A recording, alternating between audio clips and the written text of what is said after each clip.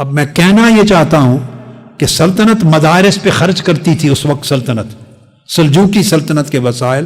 عباسی خلیفہ تو بالکل ایک سمبولک خلیفہ تھا نا، بالکل ایک برائے نام، ایک امبریلا تھا صرف۔ تو سلجوقی سلطنت مدارس پہ خرچ کرتی تھی، تنخواہیں دیتی تھی علماء کو، اساتذہ کو، مدرسین کو، طلباء کے اخراجات، ان کے لنگر کے، رہائش کے، تو تمام اخراجات ان کی کفالت حکومت کرتی تھی۔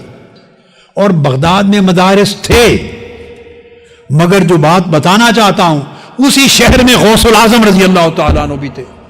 آپ نے اس وقت کی سرکار کے کسی مدرسہ میں جاب نہیں کیا، اور سلجوقی سلطنت اور جو بھی خلافت اور حکومت تھی، ان کے وسائل، چندہ، ریسورسز اپنے مدرسہ کے لیے نہیں لیے۔ آپ کی غیرت کا اندازہ کریں، آپ کی شخصیت میں حریت کا اندازہ کریں۔ جب آدمی پیسے مانگتا ہے،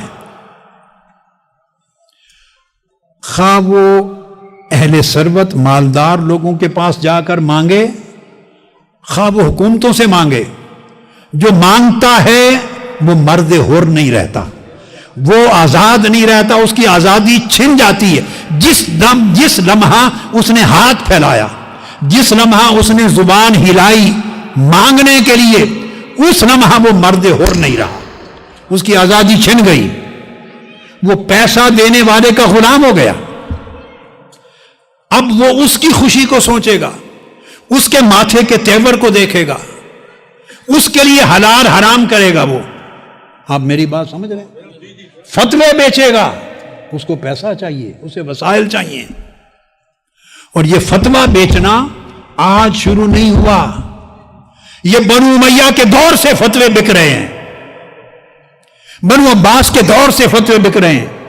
ہر زمانے کا سلطان اور بادشاہ خلیفہ، اس کے محل میں علماء کی ایک مجلس ہوتی تھی،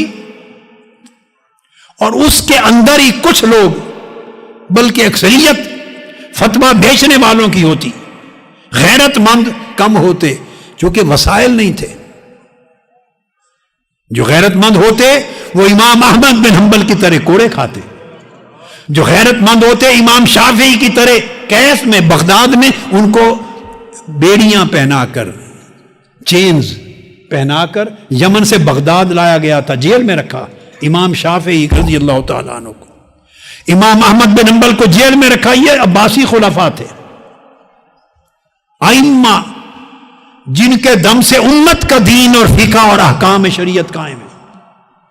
امام مالک کو گھر میں ہاؤس اریسٹ کر دیا، 24 سال تک مدینہ میں رہ کر مسجد نبوی میں نماز جمعہ پڑھنے نہیں دی گئی ان کو۔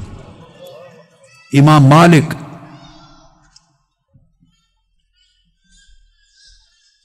امام اعظم ابو حنیفہ کو جیل میں ڈال دیا گیا، یہ عباسی خلیفے تھے، اور جیل میں عمر بھر رکھا، حتیٰ کہ جنازہ امام اعظم ابو حنیفہ کا جیل سے نکلا۔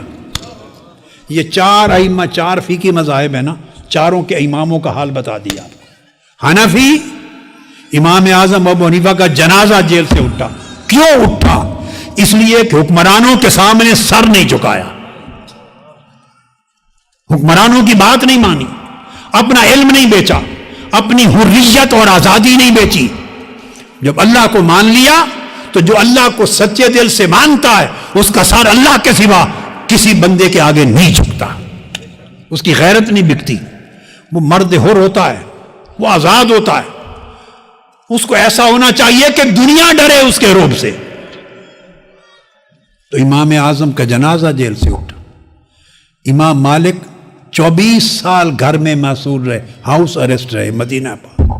امام شافعی نے جیل کاٹی، امام احمد بن حنبل نے جیل بھی کاٹی، کوڑے بھی کھائے۔ یہ چاروں فقہی مذاہب کے بانیان کا حال ہے۔ باقیوں کو تو پھر تذکرہ سبجیکٹ نہیں ہے، یہ میں نے اشارے دیے آپ کو۔ تو فتوے اس وقت بھی بکتے تھے جب یزید نے امام علی مقام علیہ السلام کو شہید کرنے کے لیے منصوبہ بنایا ہوگا، اریسٹ کرنے کا، اور مدینہ سے نکالا، تو اس وقت بھی فتوے بکے ہوں گے۔ ابن زیاد کے دربار میں بھی فتوے بکے ہیں، ہوں گے نہیں، بکے ہیں ایکچوئل۔ جب کوئی بڑا قدم سلطان اٹھاتا ہے، بادشاہ وقت، تو وہ اس زمانے روایت تھا جو کہ اسلام کا نام یوز کرنا ہے، دین کا نام، فتویٰ یوز کرنا ہے، تو فتوے بکتے تھے۔ تو جب آپ مدد لیتے ہیں تو آپ کی آزادی ساتھ چلی جاتی ہے، بیلنس کر کے چلنا بڑا مشکل ہو جاتا ہے، اور بعض امور میں پھر آپ بول نہیں سکتے، چپ رہتے ہیں، بالکل خاموش رہتے ہیں۔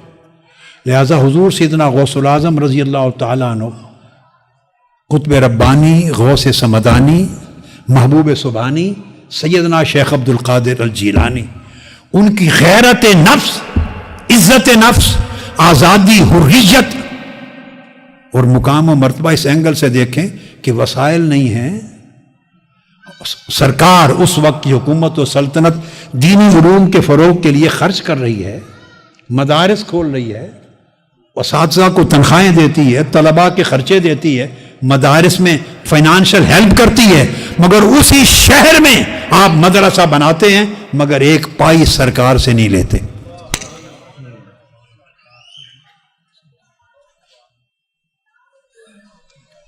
غوث اعظم اسی طرح تو نہیں بن گئے یوں ہی۔